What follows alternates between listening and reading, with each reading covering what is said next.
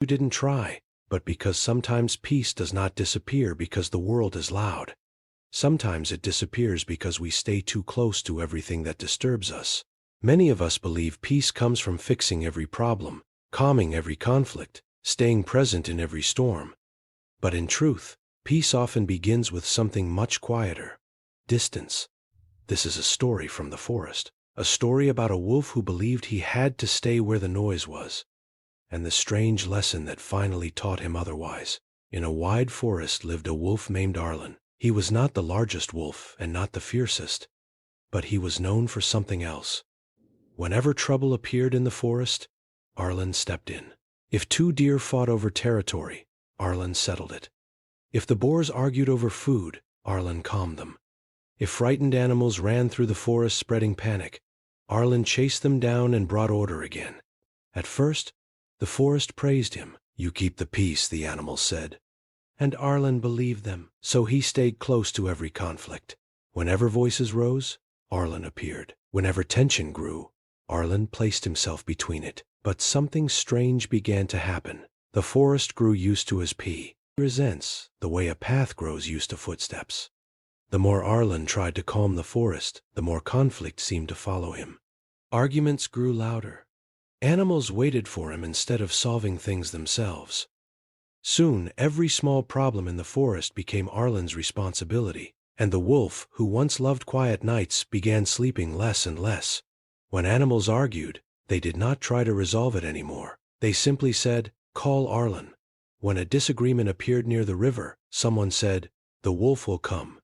And Arlen always did. At first, this made him feel important, but slowly, it began to feel heavy. Peace that once felt natural now felt like work that never ended. The quieter he wanted his life to be, the louder the forest seemed to become. One evening, after a long day of settling disputes, Arlen walked far from the center of the forest. His head was full of noise. Voices echoed in his memory. Complaints, arguments, demands. For the first time in many seasons, he wanted nothing but silence.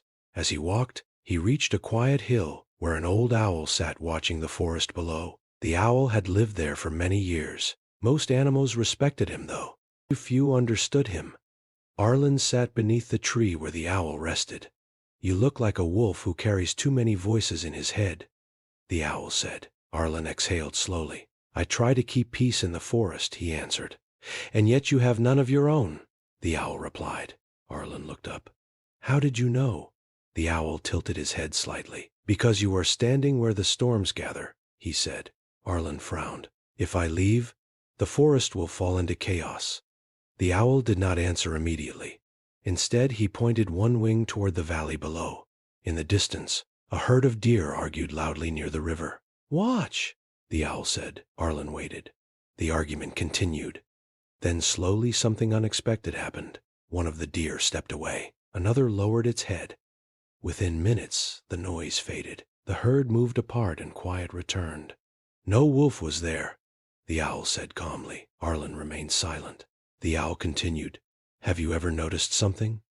"What?" Arlen asked. "Storms grow strongest where the wind circles them." Arlen did not understand. So the owl flew down from the branch and landed beside him. "When you stand in the middle of every conflict, the owl said, the forest learns something."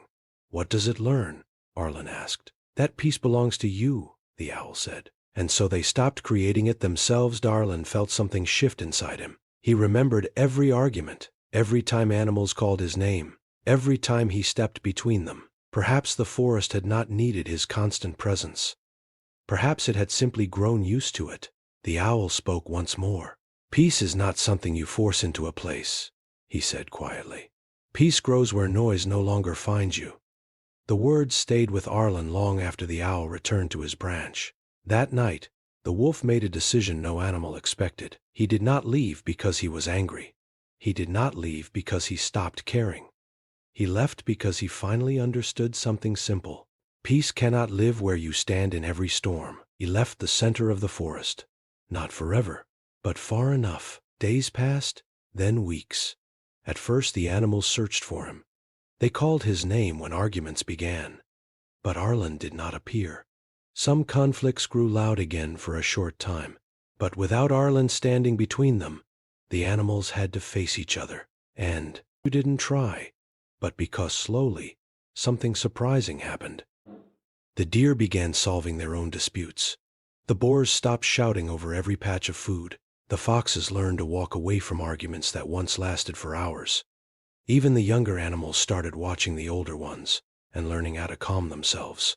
The forest grew quieter. Not because Arlen forced peace, but because the animals discovered how to protect it themselves. Months later, Arlen returned to the hill where the owl lived. Below them, the forest moved calmly. Arguments still appeared sometimes, but they ended faster, without shouting, without chaos. The owl looked at the wolf and smiled in the quiet way owls do. "You see," he said. Arlen nodded slowly. For years he believed peace meant standing in the middle of every storm. But now he understood something different. Sometimes peace begins the moment you step out of the storm. Many people live like Arlen. They stay close to every conflict. They answer every message. They try to calm every argument and fix every problem. And slowly the noise becomes their life. But peace rarely grows where you remain surrounded by chaos. Sometimes the most powerful step toward peace is not fighting harder. Sometimes it begins the moment you stop answering every storm that calls your name. It is stepping back. Distance does not mean you stopped caring. Sometimes it means you finally chose to protect your own quiet. And when you do that, something surprising happens. The world learns how to carry its own storms. And you finally hear the silence you were searching for all along. If this story made you pause for a moment, take a quiet second and think about your own life. Where are you standing in the middle of storms that do not belong to you? Where are you trying to calm noise that was never yours to carry? Sometimes the most powerful change begins with a single step back. If this story spoke to you, write one word in the comments: peace. And if you enjoy stories that reveal simple truths about life, subscribe to this channel, because sometimes a quiet story is exactly what reminds us how to live differently.